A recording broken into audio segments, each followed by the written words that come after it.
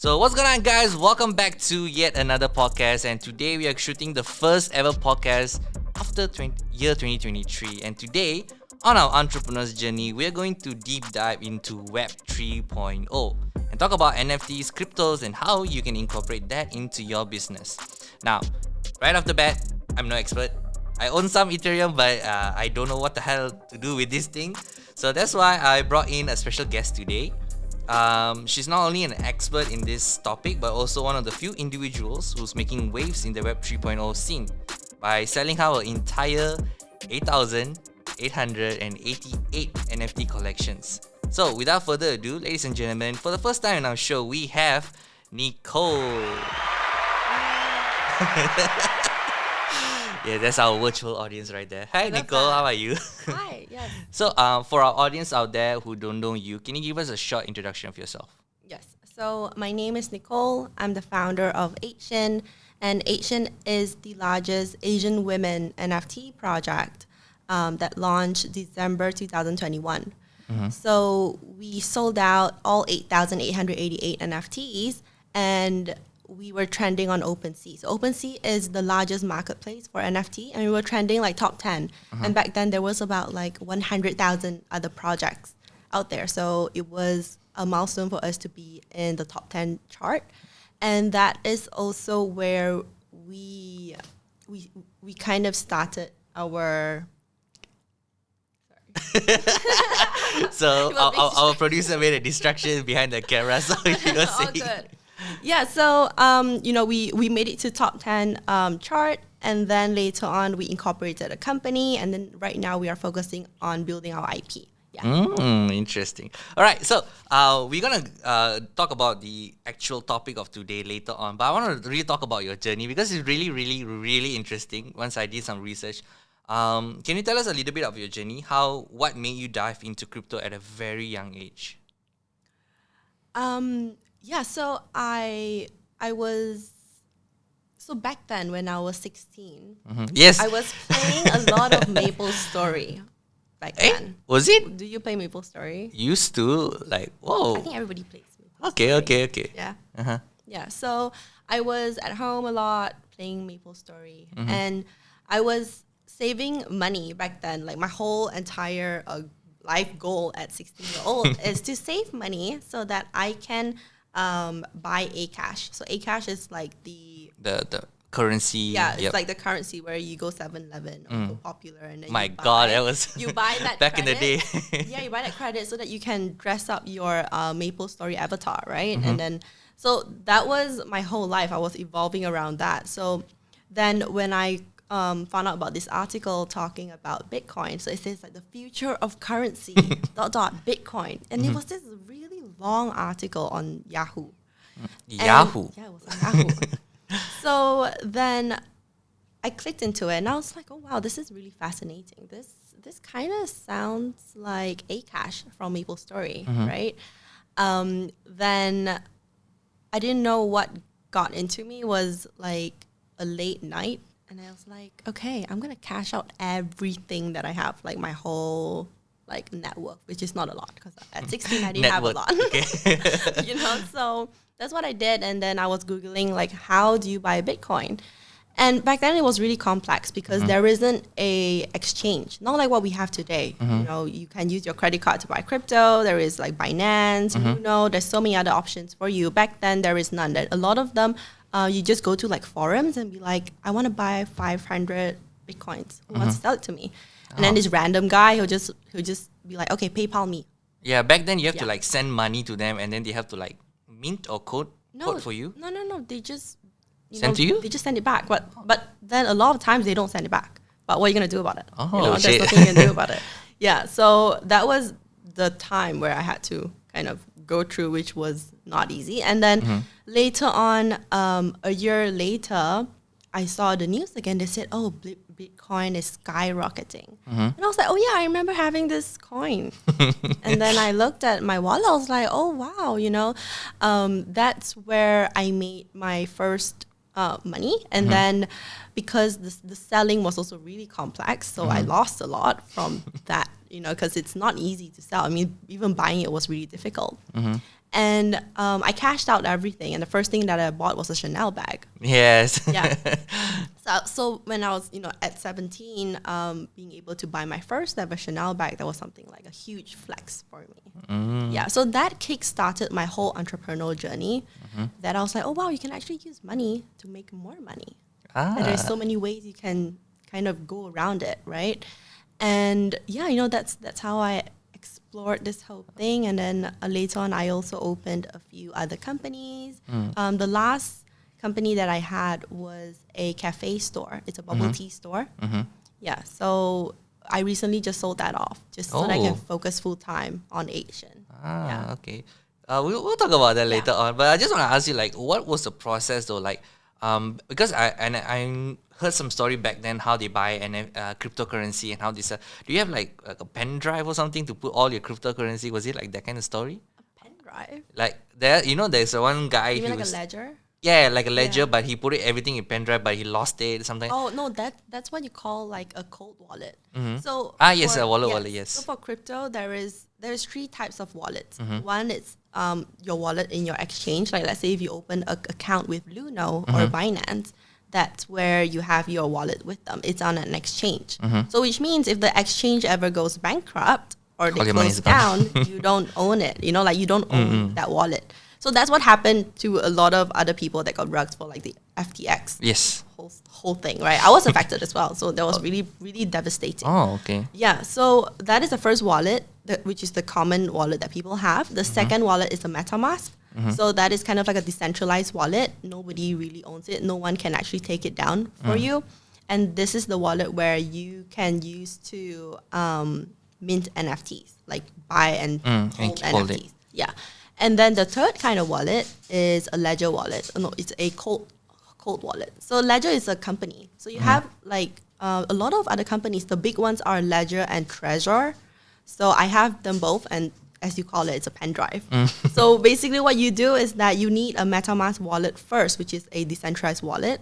And then because there's a lot of people getting hacked, what we do to kind of add as a add-on security is that you buy a Ledger wallet, you plug it in, and each time you want access to your MetaMask wallet, you'll need that as like it's like a key. Like a password it's kind like of thing. It's like a password. Okay. Yeah, it's like a password. Ah. Yeah. So if you lose that, but apparently, actually, if you lose the whole pen drive, like the whole hard wallet, as long as you have the key phrase, you can go to Ledger and say that, hey, I want to get a new one. And then you can get it back. Something like a card or debit card kind of thing. Yeah. That's cool. But it's so weird. Like, what made you in the age of 16 to go through this? Because pretty sure it's way harder back then, right? Like, of course, you've been through, maybe you've gone through like, when you wanted to buy but you got scammed. What made you keep going to buy, keep holding the thing? I guess it's also because growing up, I've always been curious. And I wouldn't let a setback or just because I got scammed once, I will kind of just lose interest. Instead, it will actually make me more curious. Even for my wallets, I've actually got rugged 6 times. This is not something proud at all. Like, 6 times and my wallet got drained. And this is not even including, like the FTX being like, I think all in all, maybe if I were to, like small and big ones, I guess it's probably 20, 30 times, because this space is so new, right? And there is so many rug pulls or like so many scams. There's so many links being sent to me and for me as well, I just have the habit of just clicking everything. Yeah, like click. And I was like, shit, like my wallet's gone, like my Ethereum got drained, all my NFTs are gone. Yeah, but I guess it's also because I'm naturally a really curious person. Yeah. So even when I got scammed, I will usually, of course I'll be upset about it and I will blame on myself, just like everyone else. But most of the time I'll be like, okay, how can I not make this mistake again? Yeah. Damn. So, when you be like so curious, okay, who stole my stuff? Let me go track him down, call a hitman. Like, have you got into that kind of scenarios? Well, there was, because it's an open market, right? Especially with all the transactions. When it's sent to this wallet, you can see who it, like not who it is, but where it's going to. But for me, I think what's done is done, and of course, I can spend my days tracking down them, or I can spend that days to make like double or triple the amount of what I've lost, right? So I would rather just focus on myself, because at the end of the day, it was my mistake. Like, for me clicking all the links, not I love checking. it. Taking Yeah. responsibility. I love it. Okay, so tell us about Asian. What it is, what's your goal, and what made you decide create Asian? So this was during the pandemic, 2 years ago. And that's where the whole crypto market and NFT market bloomed. I'm not sure you saw like Visa bought a CryptoPunk. I'm not sure if you know what a CryptoPunk is. Yeah. So To be fair, I discovered you Asian collection. I think like by mistake. I was just scrolling through OpenSea. You know, like in lockdown, you just bought. Yeah. I was like, what is this? I was like, created by Malaysian. Oh, just see. Oh, okay. Then that's me. yeah. Yeah. Okay. So back then during the pandemic, I was home a lot. I was still running the bubble tea cafe back then, but because of the restrictions, I Yes. couldn't go to the store, and then my store couldn't operate, and then there was this like, oh, you need to close before 6 or something, right? And then it was obviously affected, and then deliveries were like not there yet and everything. So I didn't have much to do, like my store wasn't opening, and I was just home, and I was home a lot, and I've always been into the crypto scene, and that's where I saw this whole community formed NFTs, like true NFTs. So when I joined a lot of communities, I realized that a lot of them are guys, like in the community. I'll be like, "Good morning, ladies," and then they'll get really triggered. They'll be like, "Who is the lady? What are you calling lady?" Okay. And I was like, no, it's just like, hey girl, it's just like, hey guys, It's like, yo babe, what's up? Yeah, Okay, exactly. And people just started getting really triggered. And even when they found out that I was a girl, right? Because sometimes they will be like, oh, where are you from? What's your name? Then I'll be like, oh yeah, my name is Nicole. I'm from Asia. And they'll like, oh, what? They're like, then they'll be like, oh, it's the creator of Corona. Or like, Damn. it was really not a pleasant space back then. This was like February 2021. So that was what I had to experience, which was quite unique, right? Even like with all the chats right now, if you go to like NFT projects, you go to their Discord, they all talk about like normal stuff. They'll talk about like just How's life? yeah. What are you doing? But back then, if you go to the chat, it's really male Oriented. yeah, Okay. they will, I gotcha. yeah, they will kind of talk about like girls, cars, poker, Gotcha. and basic guy stuff lah. it's just guy stuff, right? And for me, I was like, okay, if this is the future, and if this NFT, it's something that will be big one day. We need a place that is, that is open and accepting like women to be around, right? Because it got really bad to a point where all the community started tagging the moderators of Discord and be like, kick her out. Damn. And then everybody just started doing it. It was like a tribe. And it was like, kick her out. But then, of course, I didn't get kicked out, but I didn't feel like I was accepted. So for me, I think that, okay, if I'm not accepted here, or I don't feel that I belong here, I might as well create my own community. And as an Asian woman, I was like, okay, I'm just going to create an Asian women project. But I love the artwork though. Like, how do you decided on using like I know the first thing I noticed was the different style of clothing that was really really beautiful. And then like, what made you decide to I want to represent Asians and women, but what made you decide this particular artworks? So for me, back then, like the trend was PFP projects, like profile picture projects. Yeah, those monkey pictures and all. And for me, although I have one, I don't feel like this might offend a lot of people, but I don't feel like I want to use this or like this represents me, right? I wanted to use something that is feminine, So that's how the whole idea came about, having the artwork in that way. Even with our color palette, it's a really, it's really different. Very calming, I would It's say. very calming. It's very matte and it's vibrant, but not like too much, So even our color palettes are the ones that are not in the NFT projects typically, because a lot of them, they use a lot of neon or bright colors or like rainbow colors. Very you know? attracting colors. Yes, very attracting colors, which is not my style. So that's why I want to curate something that hasn't been done before in terms of the artwork.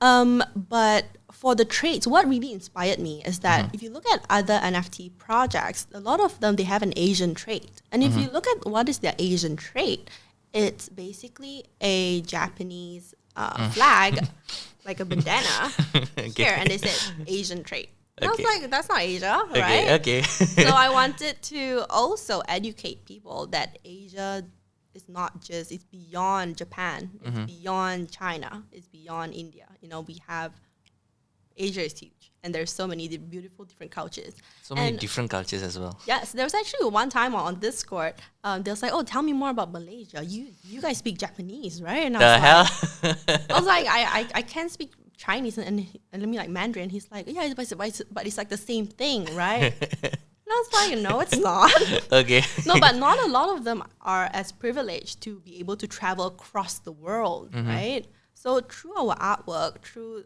our projects, a lot of them, they are able to also get to see like, oh, this is like a baju kebaya. What is that? And then we will have an explanation like, oh, this is worn by, you know, people in Indonesia and Malaysia, and that's how they learn. And a lot of them, they actually don't know that like Japan and Korea, it's like a different thing. Okay. Yeah, for real. So like, yeah, we Asians do look alike, right?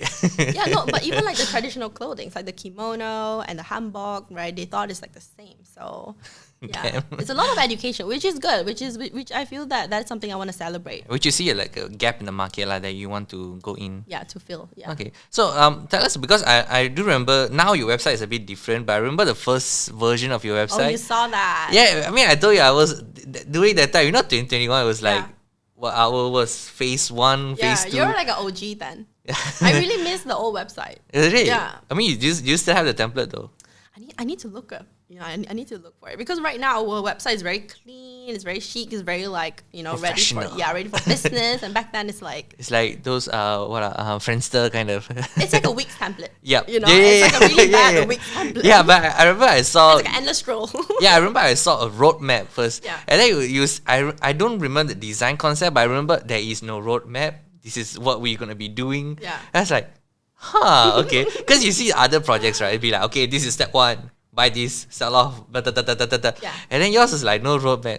Yeah, literally no roadmap. Yeah, I remember I was like, why got no roadmap? Because I'm usually the person who, okay, I want A to Z, want to know what's happening in a project. But when you don't have a roadmap, I was like, okay, I was trying to think, okay, why do you did this without a roadmap? What was the cause? In my head, it's like, okay, that makes sense, because it's very unpredictable market. And if you promise them, okay, 1 to 2 to 3, 4, and you don't accomplish that, it will be like a big problem for you. Yeah. So I was like, okay, that makes sense. Then I remember I bookmarked your website. I always go click once in a while. Oh, really? To see I wanted a roadmap? No, because I wanted to buy one of your NFTs, but during that time I was going through financial struggles. But now, actually, I told my friends, bro, I want to buy at least like 2 NFT this year. One is VFriends, another one is something Malaysian. That's like, Asian. Yeah, so I remember, hey, shit, there is a Malaysian NFT collection. Yeah. So I was just like going around seeing, betting lah, just collecting Ethereum a little bit. Yeah. But yeah, like how did you find success without having an A to Z roadmap?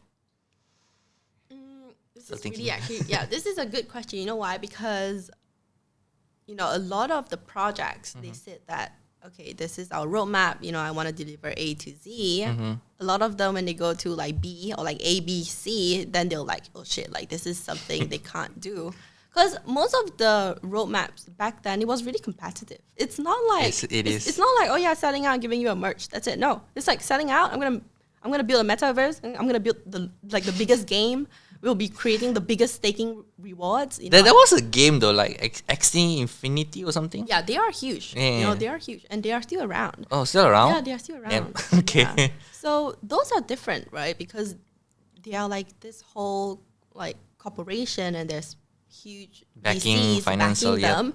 Yeah, and they're like, you know, but for a lot of other NFT projects, a lot of us just started from our bedroom. You know, it's like just at home. Literally, we like doing artwork, put it in the contract and minting it. Yep. So for them to come out and promise all these things, even in the real world, to put out like a app or even put out a game, right? It's a lot of money. Yes. It's The not coding easy. and all. Yeah. So this is why a lot of projects as well, they got a lot of backlash, and a lot of the times the founders kind of shot their own foot. I feel like Some of them just like run away, just cancel the project. yeah, but at the same time, when I spoke to a lot of like founders, I asked them like, oh, like what happened. A lot of the times, it's not because they want a rug. It's because of the things that they have said that you can't.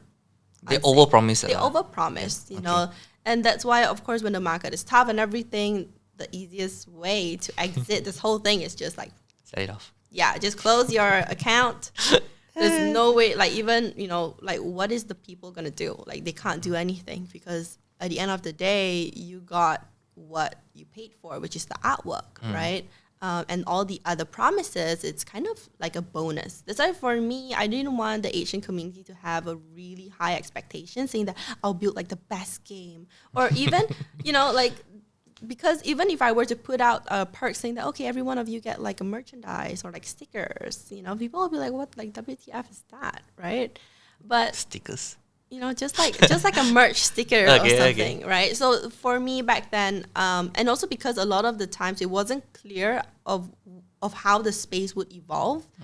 So I didn't want to promise them anything, that this is something gonna happen or like this is what you'll get. Yeah.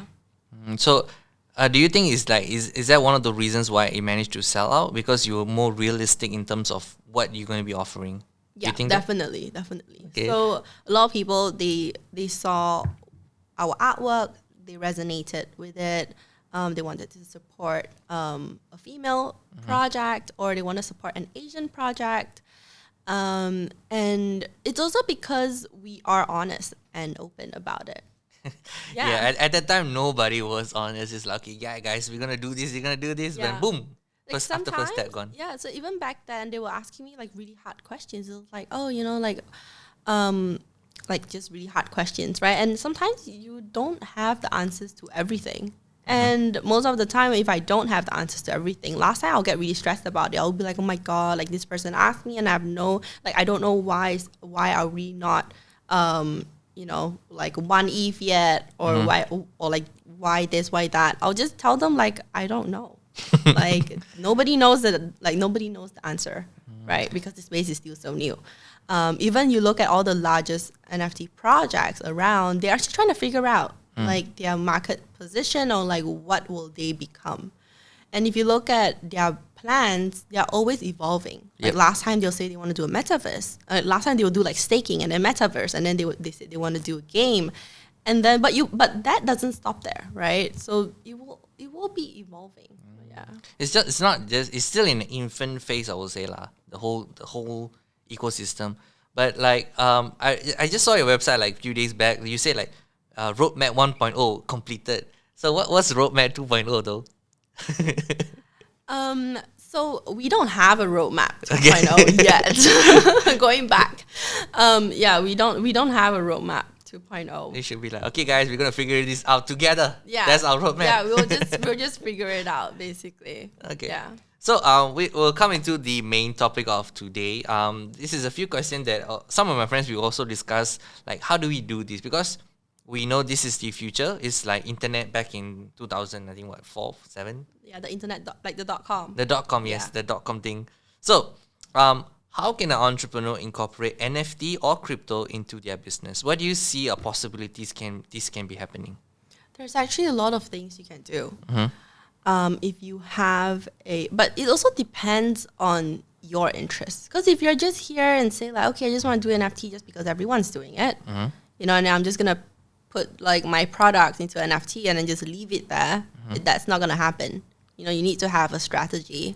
That's why, in order for you to like sell out or even grow a community in the NFT space, you definitely need some planning. But then at the same time, I don't think that is like the barrier to that is high at all. As long as you kind of know what you want because there is two things. Let's say if you have a ongoing business already, for example, let's say if you're a clothing brand, right? There is two ways. I mean, there's a lot of ways on how you can incorporate NFTs into your business. First is either you can kind of add on to the tech side of things. There is this thing called the NFC tag. You know how you have like you go through like the toll and then you have the RFID. They're very reliable RFIDs. Yeah, so there is a chip. It's called NFC tag, and you can put it in your like garment, right? And what a lot of people are doing, especially in the States, is that you can take your phone and you can scan it, and then it brings you to your NFT to kind of show that like details of this hoodie, and but basically having an NFT with your wearable and with your product, you know, it's kind of called phygital. It's like digital plus phygital combined. Because a lot of the times, let's say if you were to buy like this Puma shirt, this was like a collaboration that they did. Oh, this is the cryptocurrency. No, it's not. But just an explanation. Okay. Imagine a Puma hoodie that everybody wants to flex. The reason why a lot of people buy like hype stuff is so that they want to wear, they want to look good, they want to feel good, they want to show people that, hey, I have Supreme, I have, you know, like cool stuff, right? Oh, we sell it.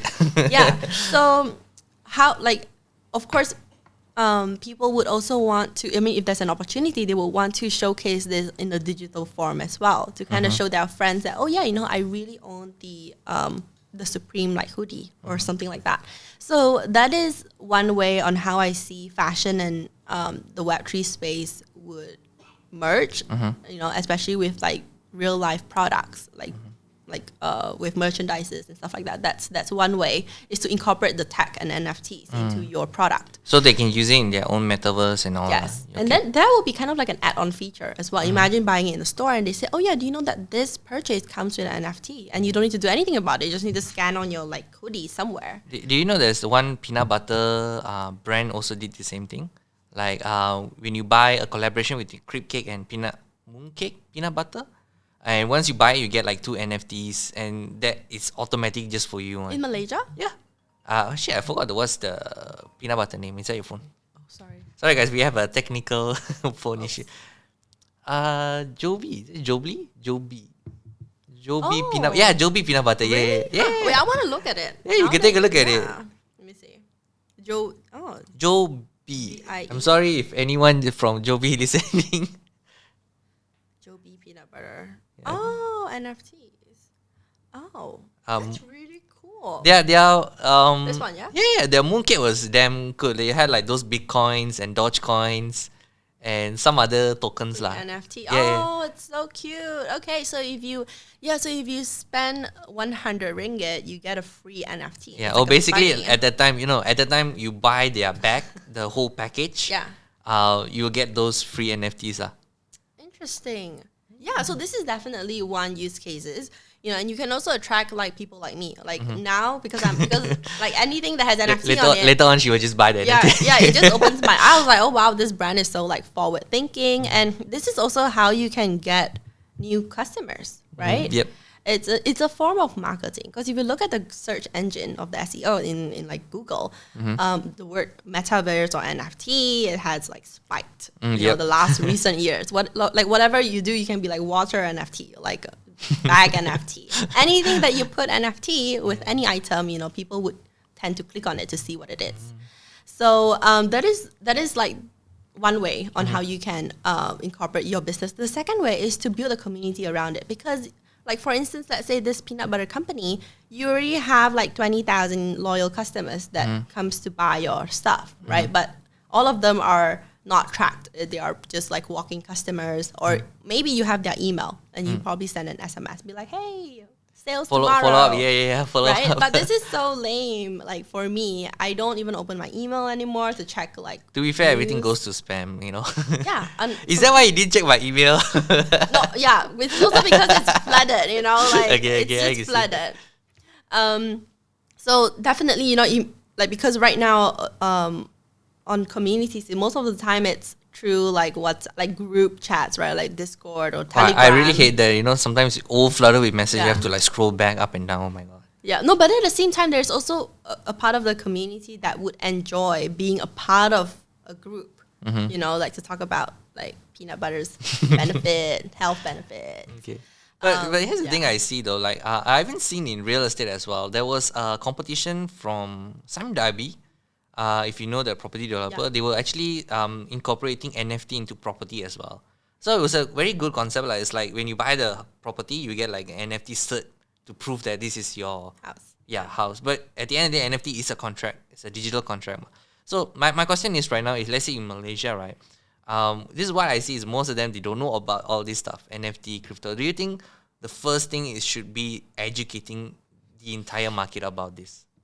Yeah, definitely. Like really True go. mass. I mean, if you want to hit like mass adoption, is definitely education. It's really important. That's the only reason why we haven't gotten there yet. It's not because the technology is not great.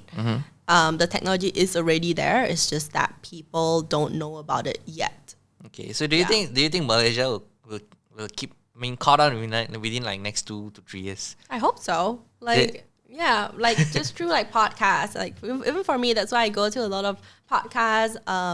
Even last year, I did like a count on how many public spaces or like speaking or like podcasts I've been, and there's like total of 40. Damn, last year? Wow. Yeah, Okay. 40.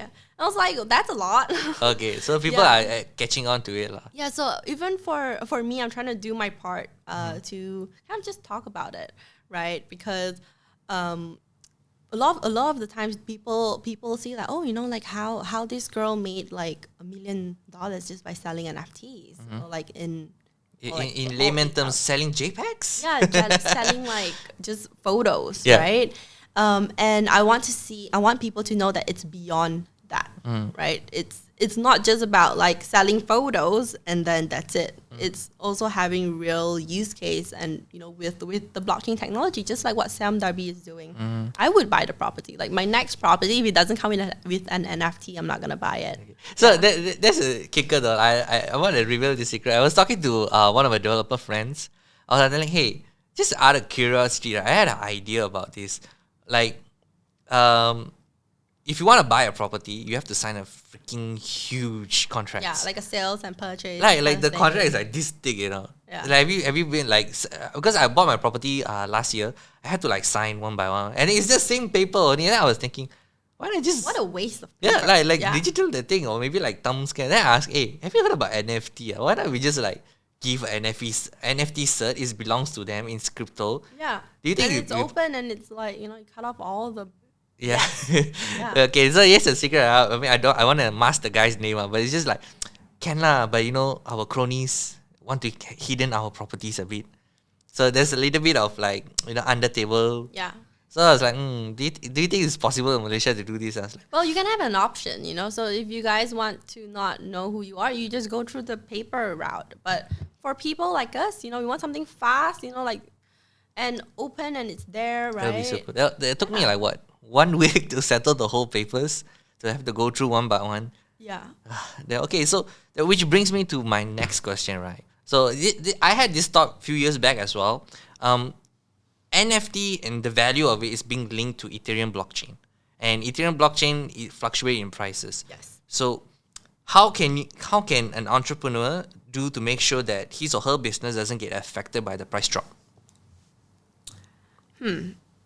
Well, at the end of the day, the business is on fiat, right? It's like true, like it's either in USD or Malaysia ringgit. I wouldn't advise them to park their whole, you know, like cash flow into Ethereum. Of course, you know that is definitely not something that you should do.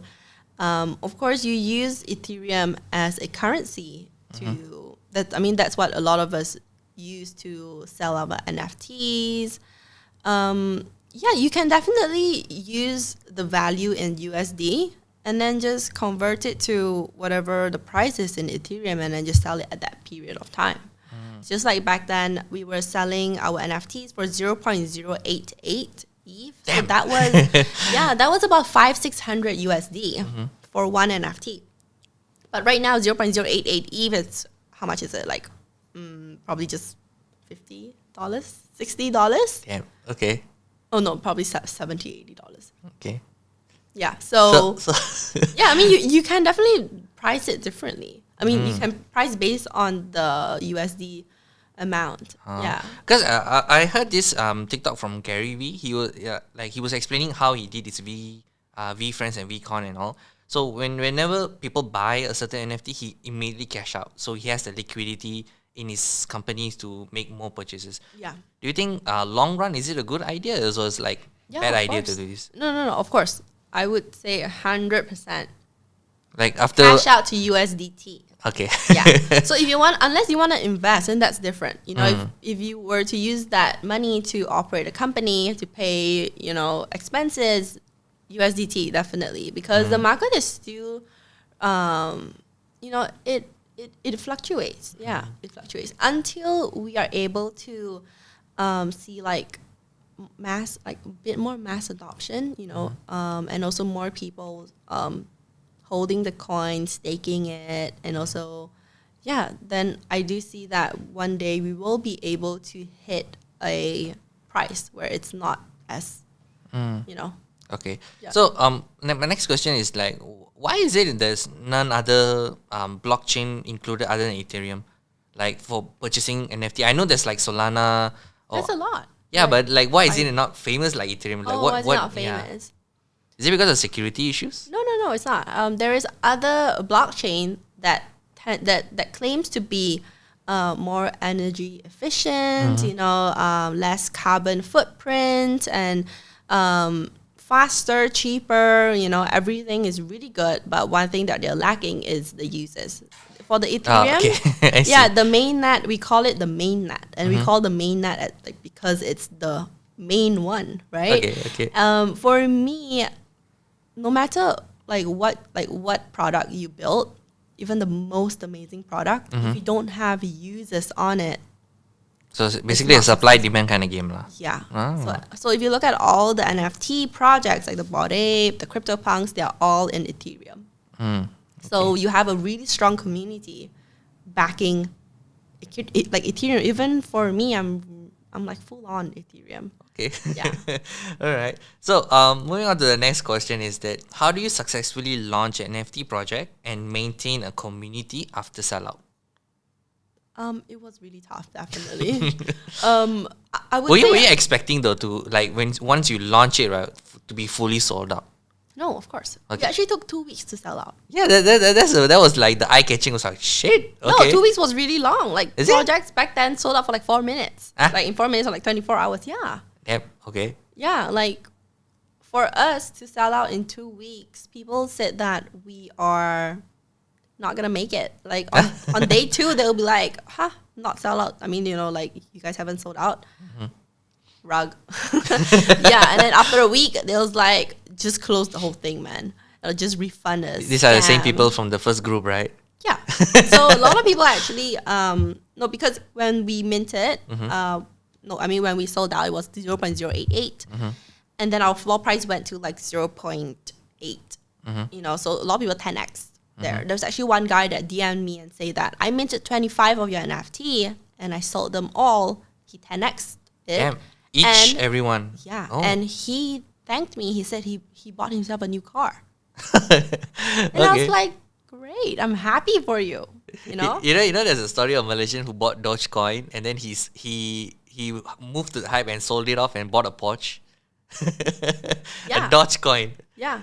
These things do happen, So it was really eye-opening to be able to see that, like, wow, like my project did help people to create wealth. And there's also a lot of people that lost money and, people that bought at the peak. And then when the floor price dipped, they was like, oh, why is it dip? Like, why did it dip, right?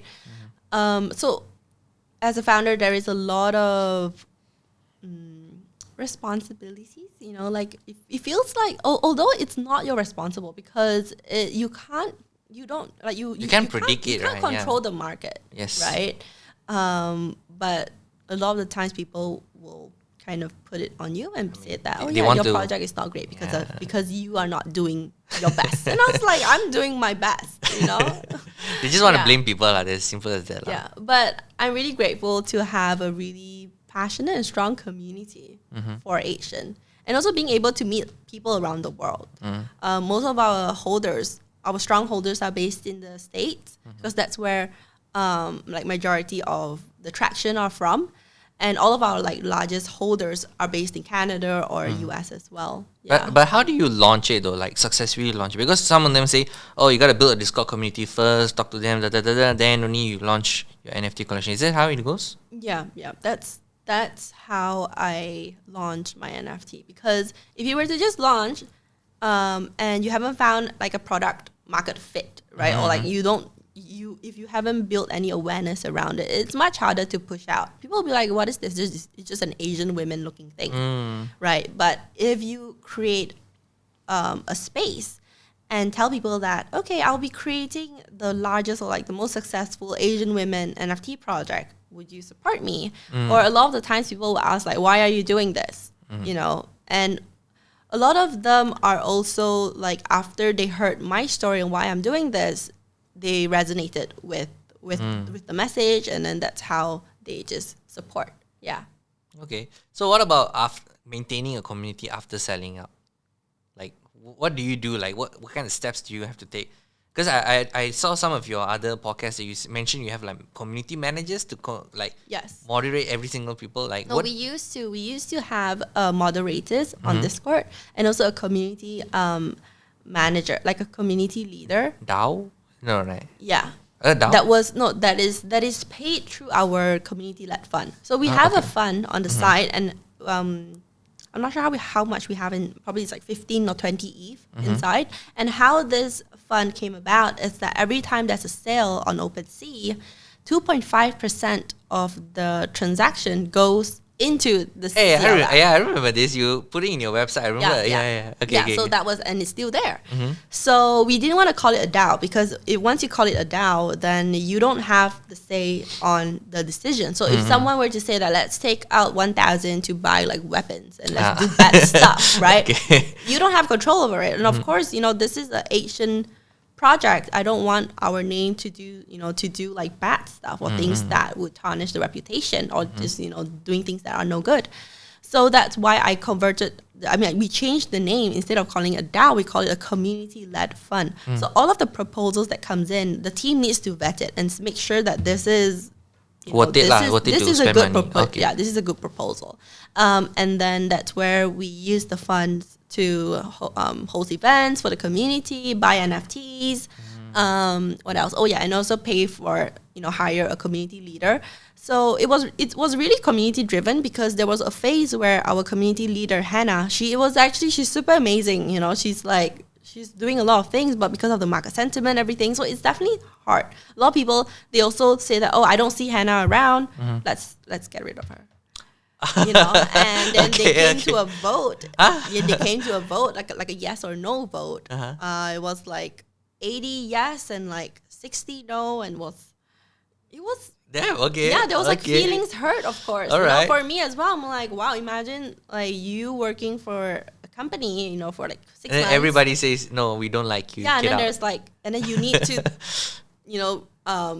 kind of let your community vote you out or tell you to stay or not, right? Damn. So it was definitely really different. Okay. Wow, this is interesting. Like, is there any other interesting community stories that you have to share? Like, I never heard of this before. Like, people voting, hey, I don't like you, or you don't do work, ciao. Yeah, and it was really, there's a process. You need to write your proposal, submit it. Yeah, if you go to our Discord, there's actually a CLF 1, CLF 2, CLF 3, CLF 4. So one is open discussion, where it's a chat room where people discuss like what should they propose. Second is sending the actual proposal. So it's like an essay form. There's a format. It's like proposal 1, 2, 3, 4, date, time, by who, proposal, how much funds do you want, yes or no. And then once we have that, there's a second voting, right? And then later on, there's the execution. So that's the execution is where we will, because the funds is in our wallet. So we will we will transfer the funds, and that's where we will show them like the receipt and everything. So it's like a 4-step thing.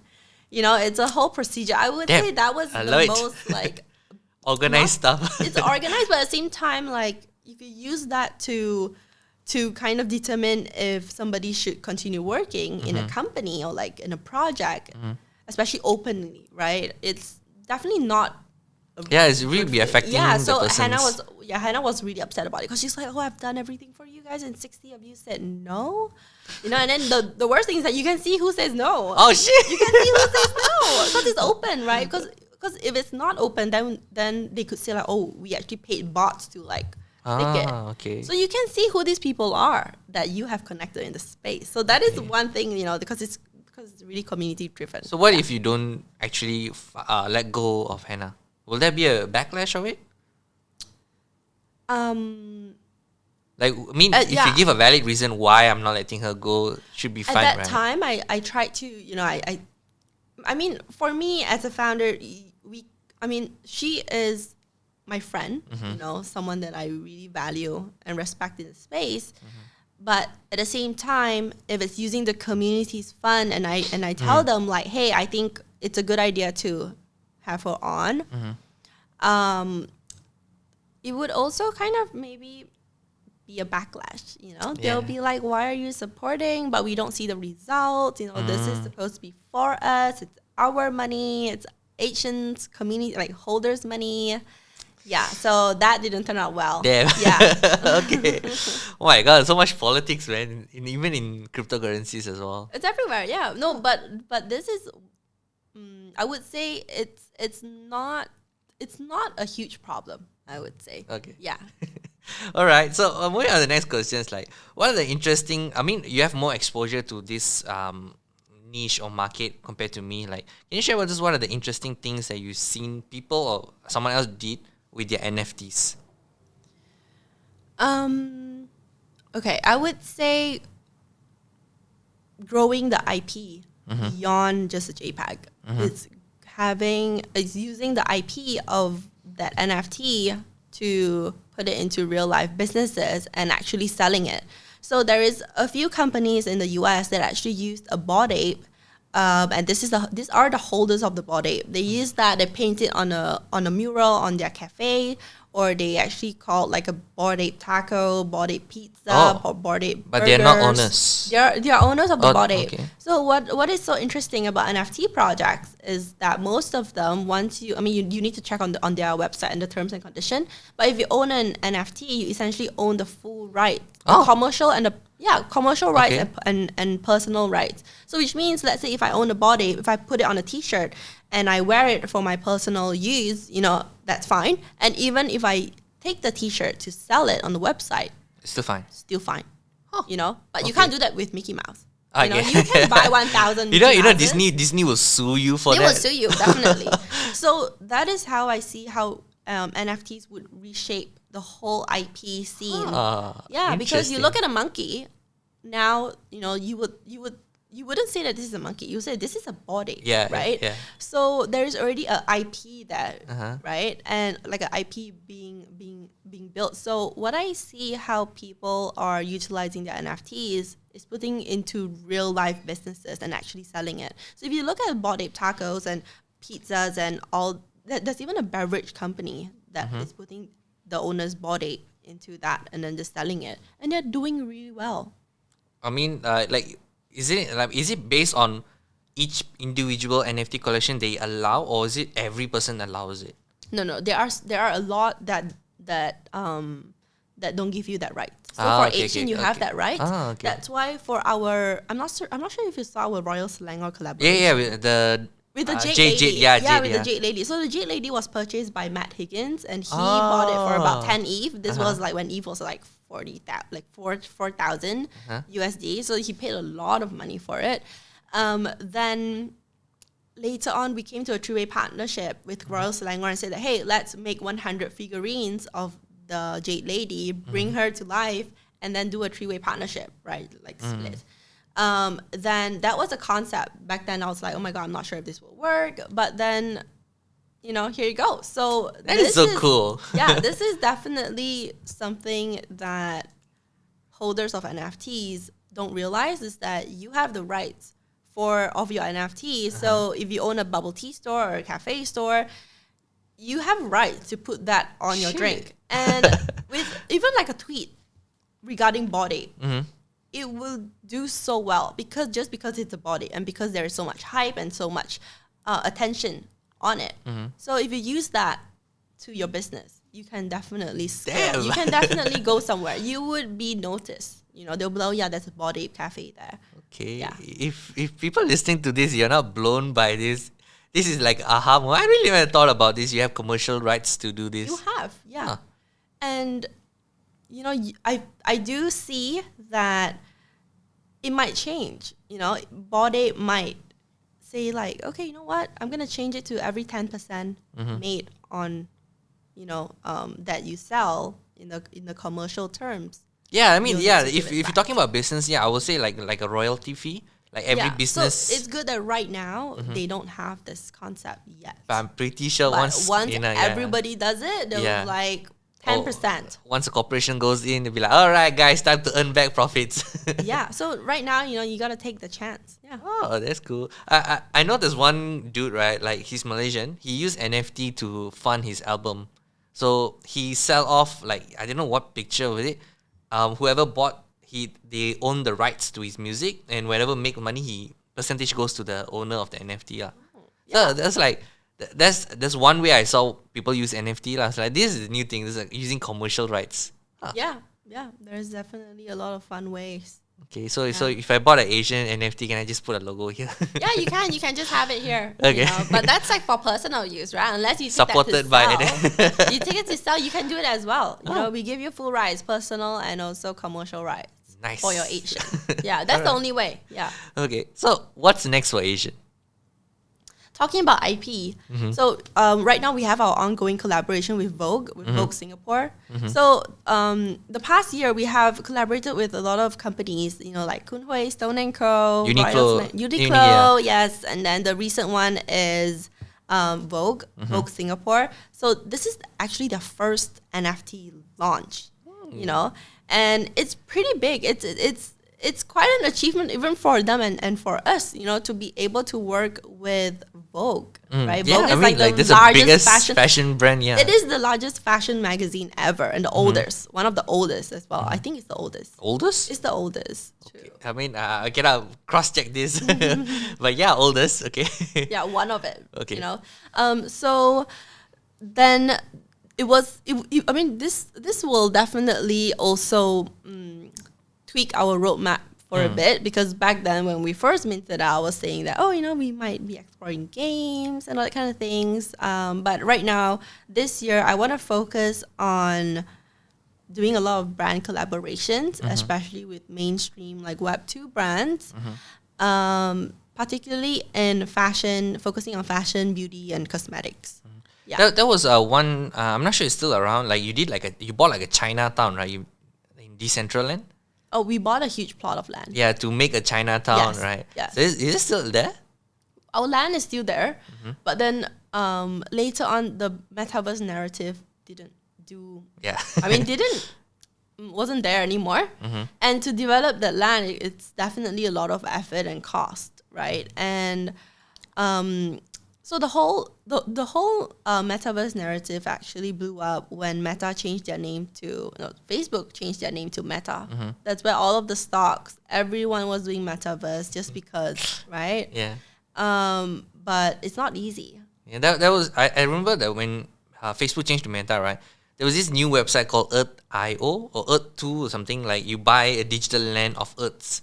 And then even like people like Penjun also was talking about it. It's like, all right, guys, I'm buying this. This is the reason why. I was like, is this gonna last? In my head, it's like it's a nice concept, but how is it gonna be lasting? Is it just hype shit? Yeah. Okay. So I mean, like, do you see this way in the future, like Asian having a own metaverse kind of thing, Yeah, like with all your definitely. products, No, people coming in? definitely. Yeah, we need to have our own digital, like, I don't know if it's going to be in the metaverse or is it going to be in a virtual room or is it just like a virtual space, because the definition of metaverse is still like what exactly is a metaverse?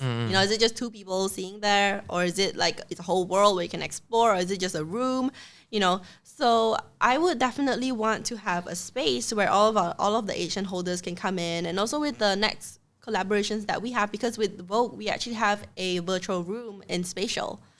Yeah. Okay. So we have a virtual room, and the whole idea is that you can actually come in and do like quests and hearts. I mean, you can do like a treasure hunt where you go in and collect like hearts. And then, because for our mint, I haven't explained this. So the collaboration with Vogue is for Valentine's Day, but it runs for 30 days. So we launched it 9 days ago on the 14th of February, right? And the whole campaign is called Blockchain to Love Chain. Hey, that's a nice name. Yeah, and the idea is that we will be minting 3,000 NFTs, and each mint comes with 2 NFT. So the price is a really low price, like $30, like Singapore dollars. So it's 0.022 ETH, and you buy that and you get a pair of 2 NFTs. And the whole idea is that you need to give it to someone that you love. So it comes with like a message. So it's fully built on the website. So it comes with a message, and you can put like their email and everything, and you will. Yeah, it's like a really Web 2 style, because if you look at all the Vogue's audiences, their community, their audiences, they are mostly Web 2. So a lot of our reach outs are like the more traditional ways, which is like on LinkedIn and like emails, right? But the whole idea of this campaign is also to bring more people into Web3, right? Because there's only 800,000, the last time I checked, 800,000 wallets created. Oh, so, no, 800, 800 million wallets. 800,000. Yeah, 800 million wallets created. But if you look at the amount of users that we have on Facebook, it's like 2.5 billion. You know, so we are nowhere close to like the people that are online that have accessible to. I mean, it takes time, I would say maybe like another phase of Web 3.0. Yeah, definitely. Oh, so going back, so then it comes with 2 NFT, and you give to your friend, and then every day there'll be a daily quest. So you can jump into our metaverse to collect hearts and everything. Oh, that's cool. Yeah, and then it adds on to, so there will be a point system. Each time you gift, each time you mint, each time you participate in quests, you know, it goes into the love meter. And this love meter has 3 tiers as well. And each time you unlock each tiers, it comes with perks. So it has like, you know, digital wearables, NFTs, like a Vogue subscription. So means like the highest perks is vacation to Paris from renting that. No, the highest tier would be more NFTs and digital wearables from like artists. Have you heard of DressX? DressX, The Fabricant. No, haven't heard of it. They are like huge NFT projects. Clothing yes, they fashion are brands. into, yes. Yeah. Cool. And DressX is also backed by LVMH. Yeah, so they are pretty huge. They're like they're huge. Okay. Yeah, they're huge. And they work with like Balmain and brands like big brands. If you guys watching this from video, you can see my face is like what the hell? I don't know this shit. Yeah. Well, okay, I'm interested to join. I mean, like dive deep into this, like, because this year I'm planning to actually own an NFT and like get into the community and all. Yeah, join us. No worries. This is like a new world. Just give me a few months. I'll buy one Asian one. But I'm not sure which one to buy. Like, any recommendation? No, just any. Is it? Yeah. Because I know that some people don't willing to sell. They're like, I know, because if it's OpenSea, you can see like how many people, users and owners, right? Yeah. And then like one person owns like what, few different collections. So it's like, I'm not sure they're willing to like sell it off or not. That's the problem. A lot of them, they just wanna keep in their wallet, and they're not here to like sell, like just to buy to sell tomorrow. But a lot of them, they are also like full-time flippers, right? Where they buy and then they list and then they make that small amount of difference, and that's how they make money. You know, they're called flippers. So you can definitely buy them off the floor, like the floor price. Yeah. Okay. All right. So we're coming to the end of the podcast. I want to say thank you so much for coming and teaching us about the NFT and the crypto Web 3.0 kind of thing. So definitely we'll dive into this, because we are actually planning to do something for ourselves as well, for our other businesses. So we're trying to get like more information about this as well. So listeners, if you're listening to this, if you got any questions about NFT, just do let us know in the comment section below. I will beg Nicole to like, hey Nicole, someone texted about this. I don't know. Can you just reply to this? Yeah, definitely. Anytime. So you want to plug anything before we end the podcast? So if you are looking into jumping into the space but don't know where to start, you know, the best way for you to jump into the space is to get Join your Asian. first NFT. Yes, join Asian. You know, Buy Asian. buy Asian. Like, what's there not to love about Asian? And there's also a lot of other things that we're doing as well. So yeah, you know, join us, and you can know more information about us at Asian8sian.io. That's our official website. You can follow me on Twitter, on Instagram. It's Asian Mom, so 8SIANMOM. So yeah, that will be all. You know, I'll looking forward to catch you on the next one. Yes. Yeah. Maybe I meet you. Hi Nicole, I just bought my NFT. Can I join your membership? Yeah, join us. Alright, so thank you guys for watching this, and hope you guys enjoy the podcast. And always, guys, go out there, discover, connect, and inspire. And I'll see you guys in the next video. Ciao.